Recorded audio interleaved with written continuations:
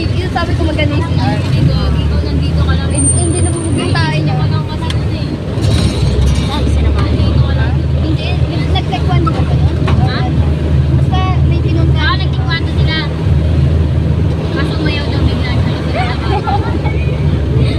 Pati kayo tayo dyan, tuwang-tuwa kami dati. Ang laki daw ng tain. Sino nagsabi?